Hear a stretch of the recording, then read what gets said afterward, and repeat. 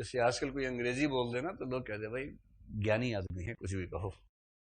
अंग्रेजी में चाहे कुछ बकवास करे, पापा डोंट प्रीच ही करे, लेकिन लोग कहते हैं कुछ भी कहो, ज्ञान की बात करता है। उस जमाने में ऐसा रुतबा कौन सी भाषा का था? संस्कृत। तब संस्कृत थी एलीट भाषा, क्लास की भाषा। एक होती है क्लास की भाषा, एक मास की भाषा होती है, हर दौर में होती है। जैसे आप लोग हिंदी माध्यम से, अमूमन हिंदी माध्यम से, कुछ को छोड़ के, तो आप में से जिनको अंग्रेजी में हाथ तंग है, मेरे ख्याल से आप में से 70-80% लोग किसी न किसी मात्रा में तंगी के शिकार हैं अंग्रेजी में। है या मेरा अनुमान है सिर्फ ये? है ना, सामान्यतः है ना भाई। आप में से कितने लोग अंग्रेजी में लगभग उतने ही सहज है जितने हिंदी में है? ऐसे कितने लोग हैं? ऐसे लोगों की संख्या भाई मतलब 7% के आसपास ना, उतना ही मैं अनुमान करके चल रहा था। तो बाकी सब थोड़ा तंगी के शिकार हैं, और उनको इस बात का एहसास भी है कि वो उसमें कमजोर है। एहसास ज्यादा खतरनाक चीज है। इसलिए आप कितनी भी कोशिश कर लें, अगर कोई धारा प्रवाह और सही अंग्रेजी बोलने वाला व्यक्ति आपके सामने खड़ा होगा, आप एकदम सहज स्तर पर उससे सब बराबरी का एहसास नहीं कर पाएंगे। 10 में से 9 लोग थोड़ा दबाव में रहेंगे, इससे बात नहीं करें, कैसे बात करेंगे। एक आध अपनी इस कमी को छिपाने के लिए ज्यादा आक्रामक होकर सामने आ जाएगा। ज्यादा आक्रामक होना भी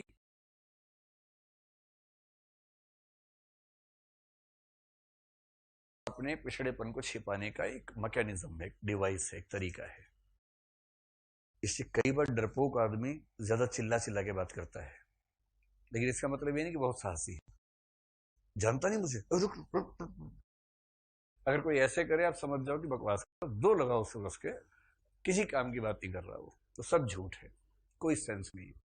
जिसको सही में मोदी का नंबर पता होगा ना, आपके सामने नहीं लगाएगा, आराम से बात करेगा। अच्छा 5 मिनट रुकिए, मैं भी आता हूँ, बाहर जाके बात करेगा, मोदी जी देख लीजिए इसको, बात खत्म। अगर कोई ज्यादा आक्रामक होकर दिखा रहा है, इसका सामान्य मतलब है कि उसमें कुछ है नहीं, उछल कूद बचा रहा है बिना बात के। एकदम सहज स्तर पर रहना ये इस समाज में संभव नहीं है, क्योंकि हम जिस समाज में, अच्छा ये भाषाई पिछड़ेपन की अनुभूति व्यक्तिगत मामला है या सामाजिक मामला है? ये सामाजिक मामला है, व्यक्तिगत नहीं है। ये आपकी या मेरी या किसी और की समस्या नहीं है। ये उस सामाजिक माहौल की समस्या है जो बार बार आपको याद दिलाता है कि अंग्रेजी नहीं आती तो आप कमजोर हैं।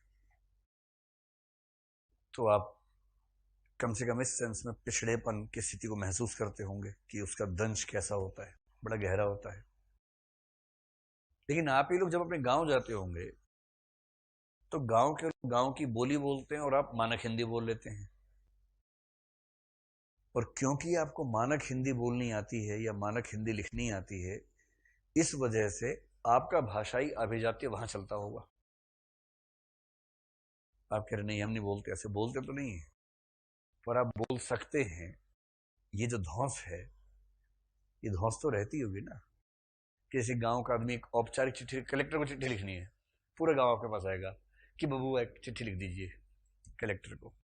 फिर आप लिखेंगे, ऐसे नहीं लिखते, इसको लिखो अनुप्रतिलिपि। गांव का आदमी पता नहीं क्या बोल दिया भाई, बहुत पढ़ता है बच्चा।